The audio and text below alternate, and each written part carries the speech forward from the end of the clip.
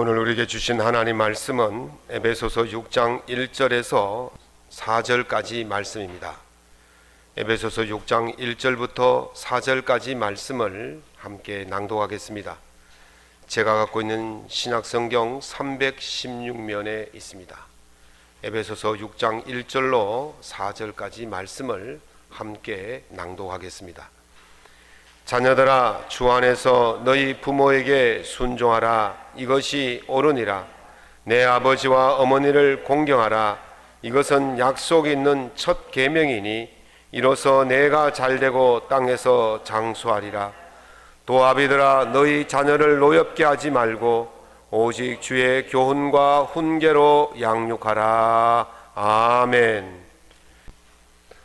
오늘 본문 말씀을 가지고 윗사람을 존경하라 라는 말씀의 제목을 가지고 은혜를 함께 나누고자 합니다. 미국은 특이하게도 어버이날과 어머니날과 아버지날을 따로 지킨다고 그럽니다. 우리나라는 어버이날 이렇게 해서 어머니와 아버지를 합쳐서 어버이날로 지키는데, 미국은 어머니날을 5월 둘째 주일, 오늘이죠. 오늘 어머니날로 지키고 아버지날은 6월 셋째 주일에 지킨다고 그래요. 그래서 우리나라는 미국의 영향을 받아서 5월 8일 둘째 주간에 어버이날로 지킵니다. 본래 어버이날이 아니고 어머니날이었습니다. 1953년에 5월 8일에 어머니날로 제정을 해서 기념하고 있죠. 그런데 아버지들이 왜 우리나라는 없냐, 그래서 항의를 해가지고 1973년에 법을 개정했습니다. 우리나라 노인복지법 제6조에 보면 2항에 이렇게 나와 있습니다. 부모에 대한 효사상을 앙양하기 위하여 5월 8일을 어버이날로 한다, 그렇게 제정을 하고 지금까지 지키는데, 어머니날로 제정했던 기간부터 따지면 66번째 어버이날이고 아버지날 어버이날 제정하면 40몇 번이니까 4번째 49번째 어버이날이 되는 것이죠. 이 날이 되면 자녀들은 부모님께 선물하고 또 부모님은 자녀들에게 선물을 받습니다. 부모 되신 여러분들은 자녀에게 어떤 선물을 받고 싶습니까? 어떤 선물 받고 싶어요? 그래서 50대 이상 되시는 그 부모님 500명에게 물어봤답니다. 자녀들에게 어떤 선물을 받기를 원하느냐 그랬더니 1번이 뭔지 아십니까? 1번이 현찰이랍니다. 현찰이 1번이고 꽃을 받고 싶다는 분은 한 분도 없어요. 그래서 제가 아침 새벽에 나오느라고 우리 아이들이 제게 어떤 선물을 준비했는지 알지 못하지만 오늘 저녁에 들어갔을 때 현찰이나 한 묶음 줬으면 좋겠습니다. 현찰이나 한 묶음 받았으면 좋겠는데, 어찌되었든 이날만큼이라도 우리 자녀들이 부모들에게 존경을 다 했으면 좋겠습니다. 부모님은 아멘하고 자녀들은 아무도 아멘을 안 하네.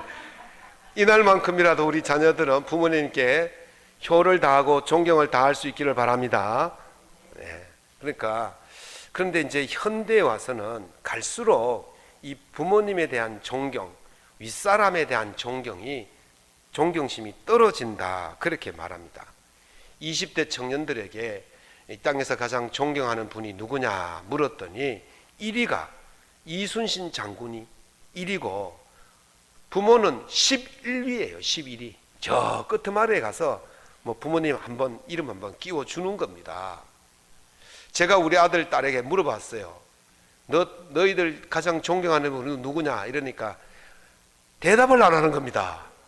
그래서 옆에 있던 집사람이, 아내가, 야, 아버지가 묻는 의도가 뭔지를 잘 알고 대답해라 그랬더니 마지못해서 부모님요 이렇게 이야기하더라고요.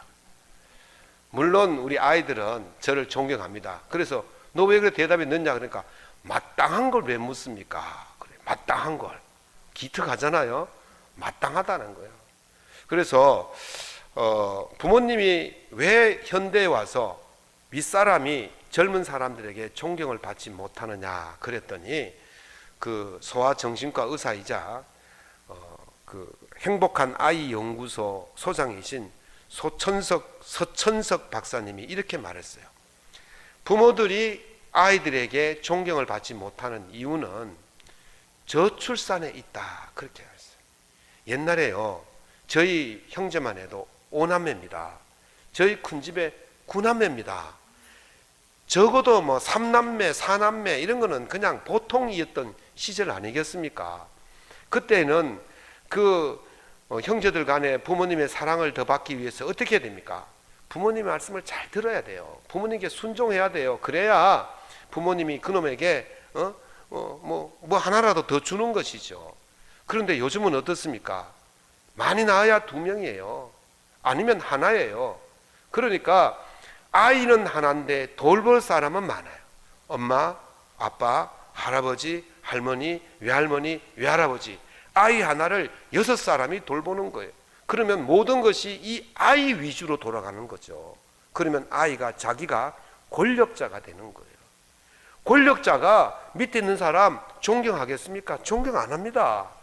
아이가 권력자예요. 최고의 어른이에요. 그러니까 이것이 그대로 굳어져서 성인이 되어도 자기가 최고인 줄 알고 윗사람이 없는 거예요. 자기 위에 사람이 없는 거예요. 그러니까 위에 사람을 존경하지 않게 된다. 그러면서 이 서천석 박사님이 윗사람이 존경받으려면, 부모가 존경받으려면 비법이 하나 있다. 그게 뭐겠습니까? 아이를 많이 놓으면 된다는 거예요. 그러면 저들끼리 부모에게 잘 보이려고 경쟁하다가 부모를 존경할 수밖에 없다는 것입니다. 신혼부부들 그리고 젊은 세대들 결혼하거든 아이를 많이 놓으시기를 예수 이름으로 축원합니다. 대답을 안 하네. 하나 키우는 것도 힘든 세상에 어떻게 아이를 많이 놓느냐? 많이 놓는 것이 나중에 다 덕입니다.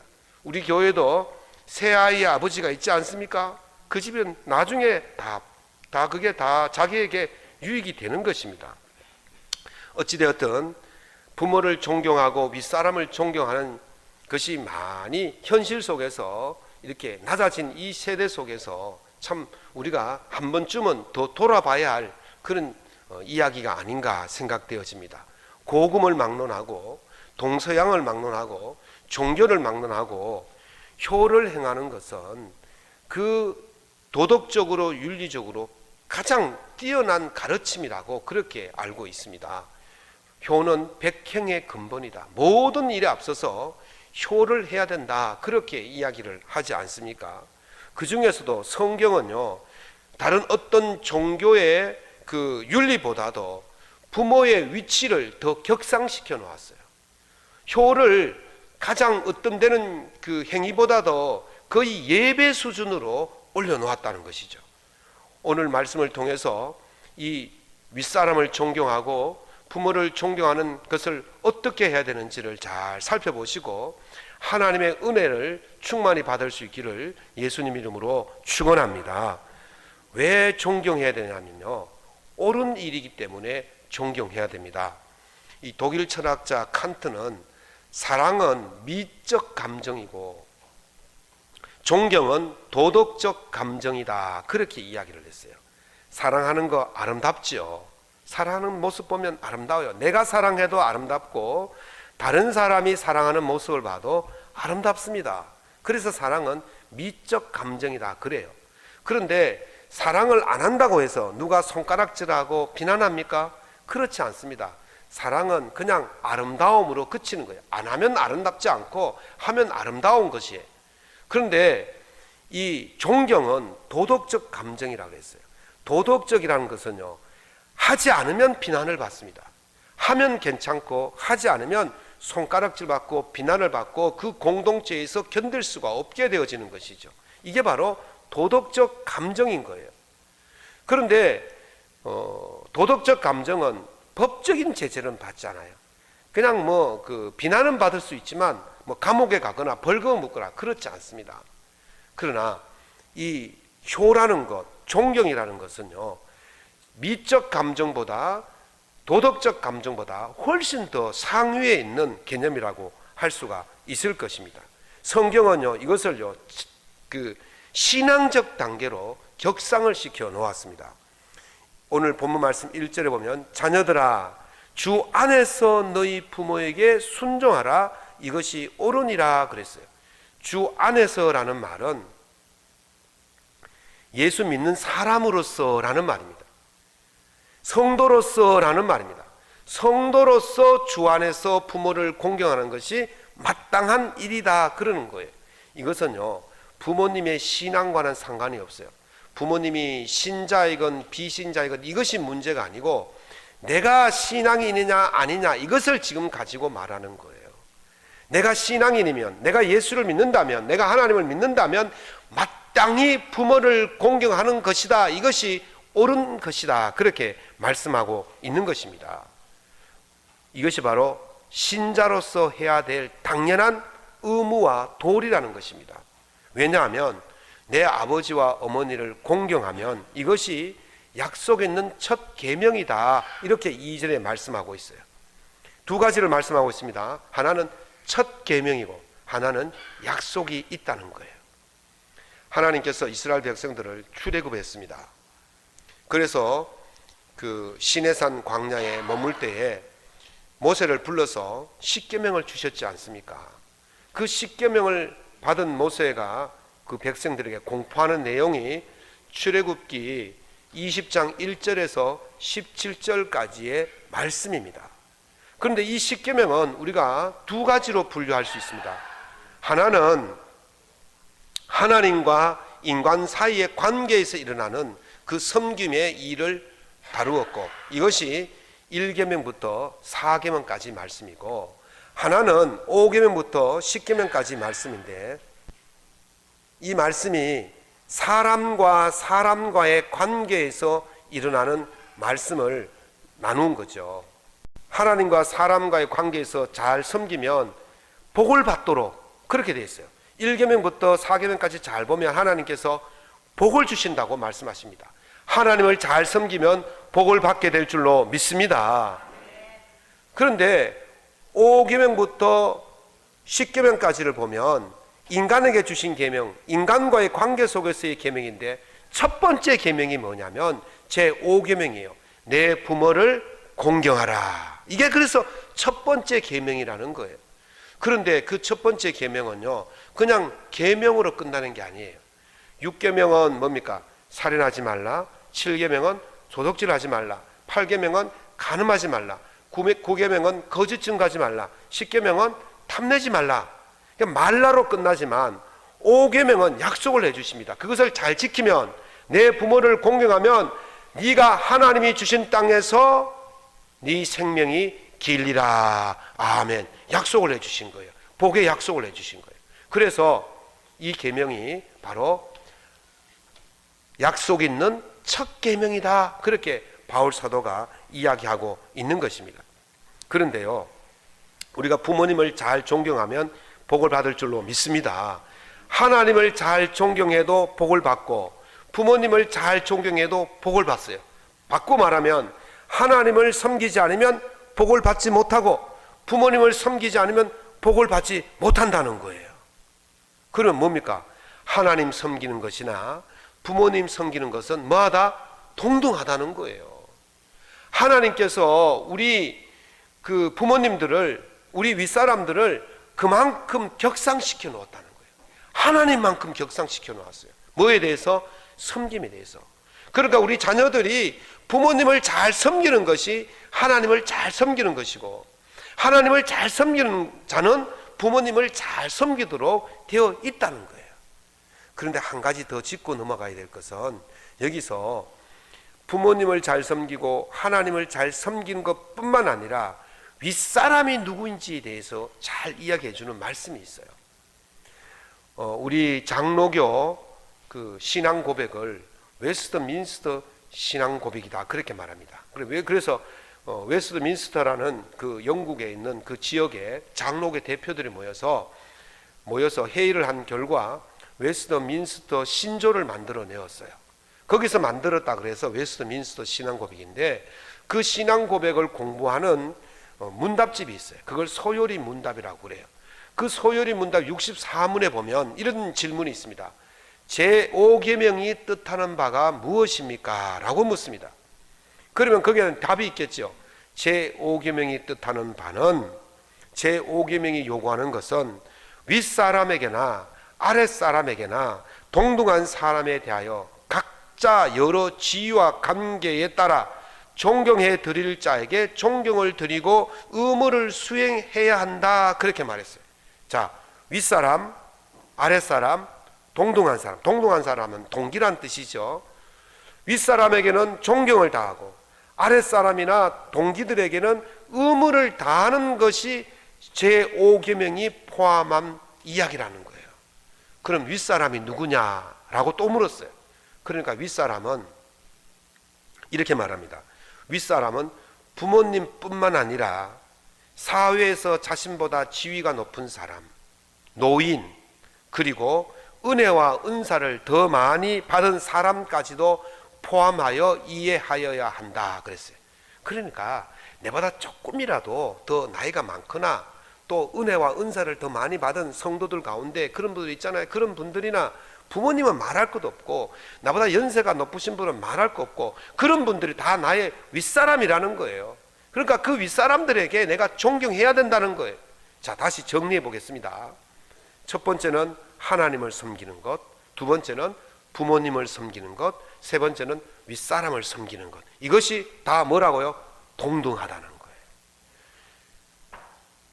이걸 잘 말해주는 성경 말씀이 있어요. 레위기 19장 23절에 보면 이렇게 말씀하십니다. 너는 샘머리 앞에서 일어서고 노인의 얼굴을 공경하며 내 하나님을 경외하라 그랬어요. 다시 말씀드립니다.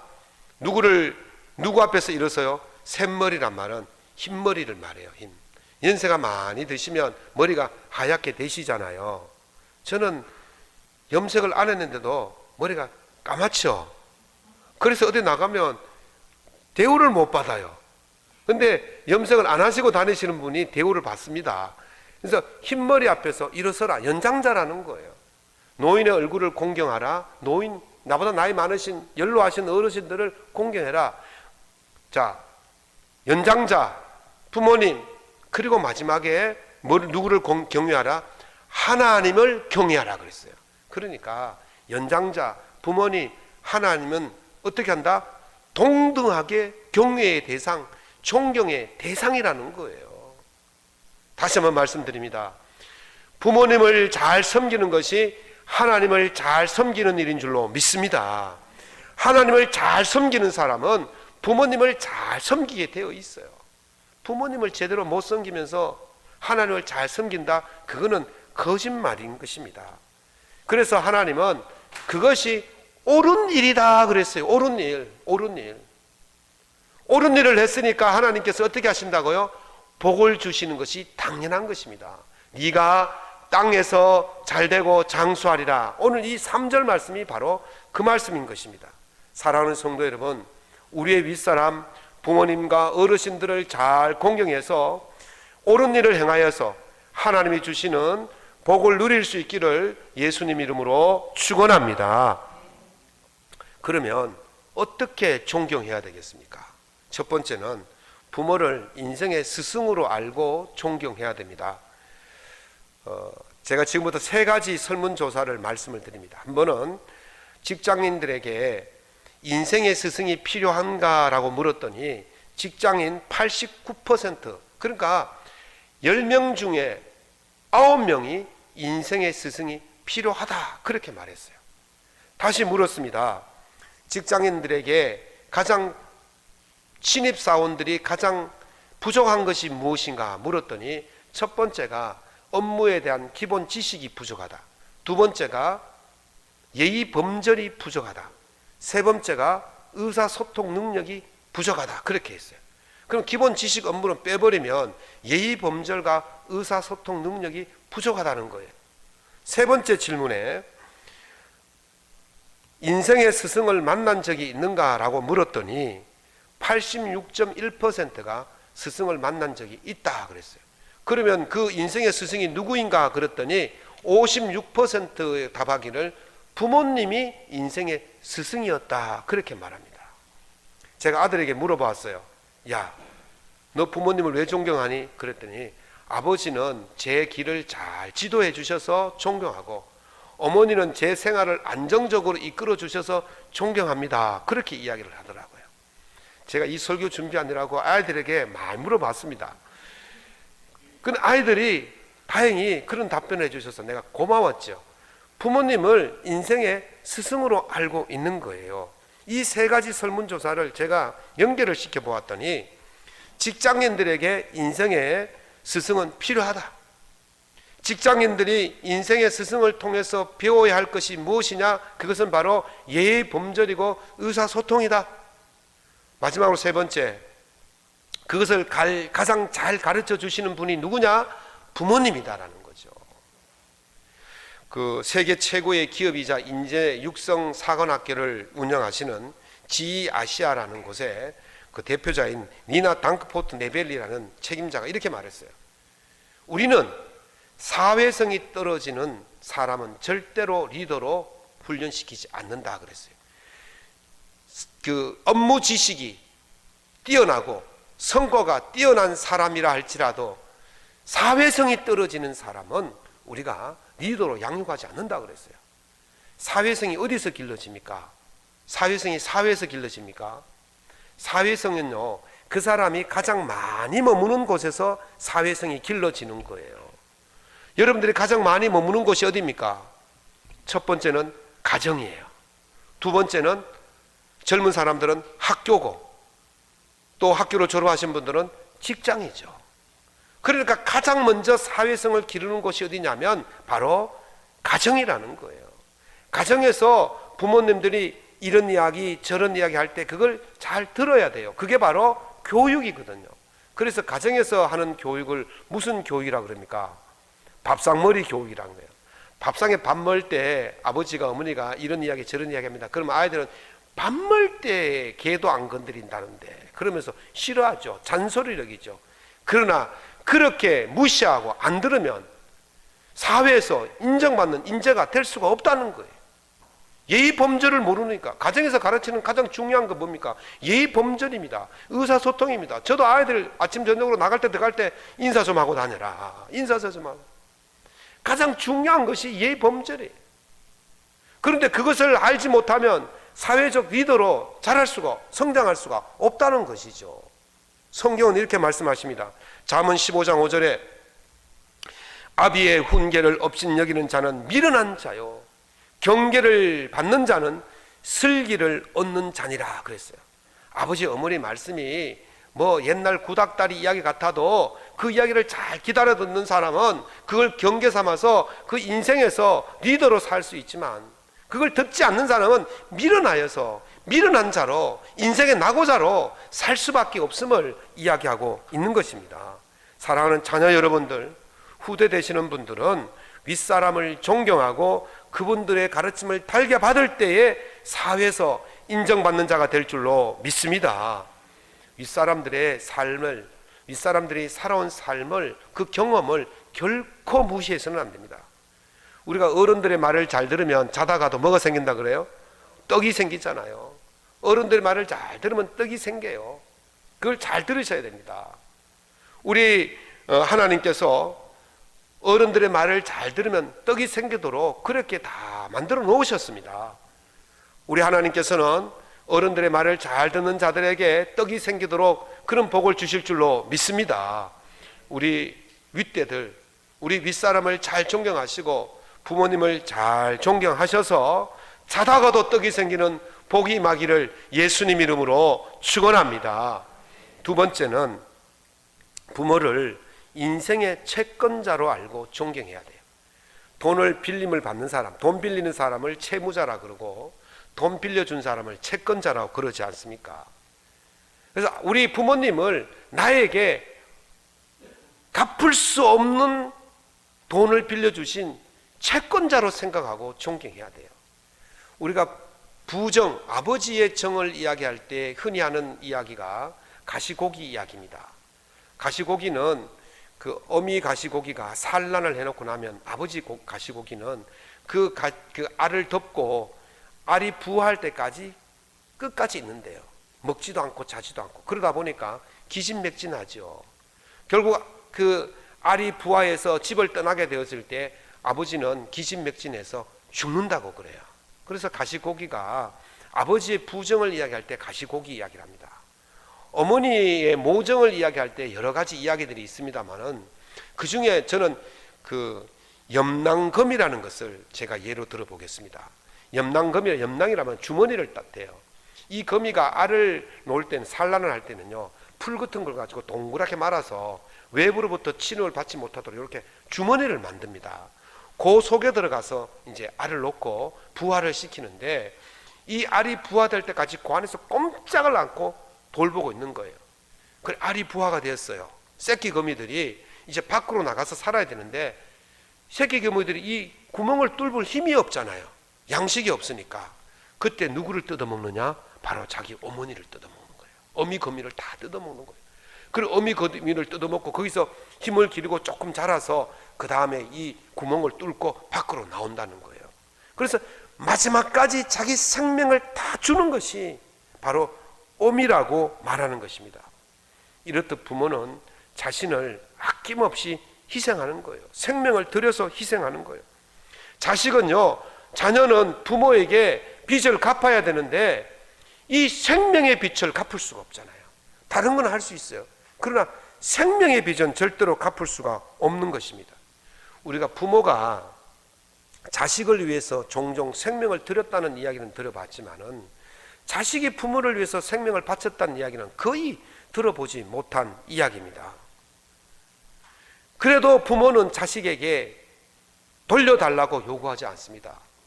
갚을 수 없는 빚을 주었지만 자녀에게 돌려달라고 하지 않습니다. 그렇게 갚을 수 없는 빚을 받았음에도 불구하고, 은혜를 받았음에도 불구하고 이 자녀들이 하는 짓을 보면 꼭 부모에게 무엇 맡겨난 사람처럼 이야기합니다. 안 주면 더 달라고 그러고 말이죠. 안 주면 떼쓰고 말이죠.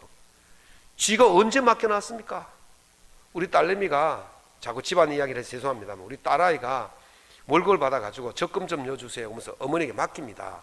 그러면 이렇게 집사람이 꼬박꼬박 적금을 넣어주는데 맨날 확인하는 거예요. 맨날 얼마 들어갔어요? 얼마 있어요? 맨날 확인하는 거예요. 그리고 뭐 좀 삐딱하면요 막 그거 돌려달라고 그러고 말이죠. 오늘 집에 가면 제가 좀 혼날 것 같은데, 그러는 거예요. 뭐 그렇게 큰 거 맡겨놓은 건 아닌데 아주 뭐 대단한 거 맡겨놓은 것처럼 그렇게 그냥 요구하고 달라고 그러고 떼쓰고 말이죠. 이게 우리 집 아이뿐만 아니라 모든 집안의 아이들의 공통점입니다. 뭘 그렇게 많이 맡겨놨습니까? 부모는 생명을 주는 것처럼 다 주어도 돌려달라 소리 안 하는데, 자녀들은요 뭐 요만한 거 맡겨놨으면 그게 전부인 줄 알고 그냥 돌려달라고 그러는 거죠. 그런데 더 문제는 자기가 부모에게 갚을 능력이 됐음에도 불구하고 갚지 않는다니까요. 빌려가는 거 좀 갚았으면 좋겠어요. 좀 많이 갚았으면 좋겠어요. 그런데 아예 갚지를 않아요. 예수님께서요 고르반이라는 이야기를 마태복음 15장에서 하셨습니다. 고르반이라는 말은 하나님께 바쳐진 성물이라는 그런 뜻이 있어요. 그래서 하나님께 바쳐진 성물은 다른 용도로 절대로 쓸 수가 없는 거죠. 그래서 유대 전통 속에서 뭘 하나를 만들어내냐면, 부모님을 섬길 때에 드는 비용을 고르반 이렇게 외쳐버리면 부모님께 안 드리고 된다는 거예요. 이런 전통을 세워놨어요. 그러면 고르반 했으니까 부모님께 안 드려도 하나님께 드려야 되잖아요. 그런데 하나님께도 안 드리는 거예요. 하나님께도 안 드리고 부모님께도 안 드리고, 그러니까 그냥 고르반 이렇게 외치는 거예요. 그러면서 의무를 안 하는 거죠. 그래서 예수님은 그런 자들을 가장 경멸하신 거예요. 한마디로 말하면 인간이 세운 전통을 가지고 하나님이 세운 제5계명을 무시하고 깨뜨려 버린 것입니다. 부모님께 빚을 갚지 않는 것은 하나님께 빚을 갚지 않는 일과 동일한 일인 것입니다. 그러므로 자녀는 늘 부모에게 빚진 자로 살아야 돼요. 내가 갚을 수 없는 빚을 졌구나, 이런 것을 생각해야 돼요. 갚을 수 없는 빚에 대해서 부모님이 한 번도 돌려달라는 적이 없어요. 그러니까 무상으로 빌려주신 그 돈에 대해서, 그 은혜에 대해서 늘 감사하고 고맙게 생각하면서 살아가야 될 줄로 믿습니다. 그렇게 감사하고 고맙게 생각하고 존경하고 살아가면 하나님께서 잘했다, 네 옳은 일을 했다 그러면서 복에 복을 더하여 주실 줄로 믿습니다. 세 번째는 부모님 인생 그 자체를 존경해야 돼요. 박성우라는 시인이 쓴 반나절 혹은 한나절이라는 제목의 시가 있어요. 반나절 혹은 한나절, 사투리로 쓰면 반나절, 한나절 이렇게 되는데, 그 자기 집에 가면 세실 한약방에서 얻어온 그림이 없는 음력이 크게 쓰여져 있는 큰 달력이 있는데, 그 달력에 한나절 또는 반나절 이렇게 적혀 있다는 거죠. 그게 뭐냐면 어머니가 이제 남의 집에 가서 품앗이를 해서 일한 날을 이제 적어 놓은 거예요. 그런데 하루도 빠짐없이 빼곡하게 있더라는 거예요. 그래서 어머니에게 빨간 날짜만이라도 좀 쉬시죠 그랬더니 어머니가 아직 괜찮다, 내가 아직 힘이 있으니까 괜찮다, 걱정하지 말아라 그렇게 이야기해요. 그때 이 시인이 깨달은 게 뭐냐면, 내가 너무 무기력하구나, 내가 부모님이 저렇게 고생하도록 내가 너무 무기력하구나, 이걸 깨달았다는 거예요. 그래서 달력에 걸려있는 그 한나절 반나절보다 내가 못하는 인생이구나, 그런 것을 깨닫는 그 이야기를 한 거예요. 부모는요 쉼이 없어요. 부모는 마지막까지 최선을 다해서 자녀를 돌보기 위해서 쉬지 못하는 것이 부모의 모습인 것입니다. 이 부모들이 얼마나 그 자녀들을 위해서 모든 걸 주고도 또 다 주는 것입니다. 이게 부모의 인생이에요.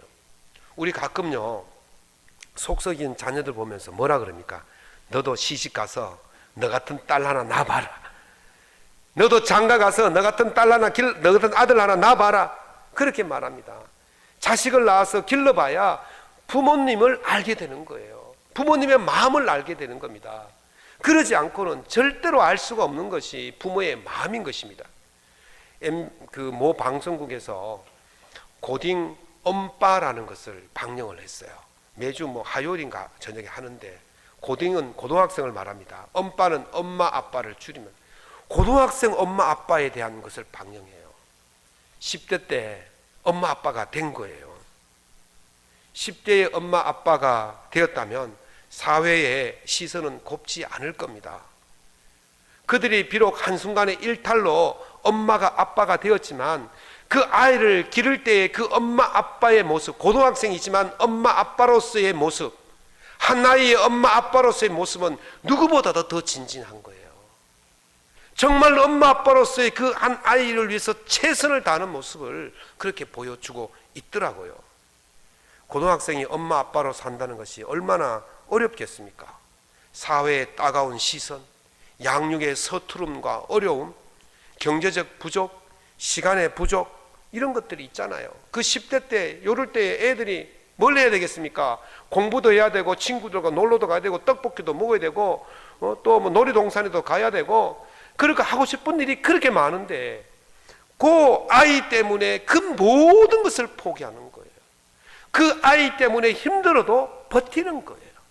우리 부모님들이 그렇게 여러분을 키우신 거예요. 힘들고 어려워도 다 자기 하고 싶은 거 다 포기하고, 힘들고 어려워도 끝까지 버티는 거예요. 그 아이 때문에.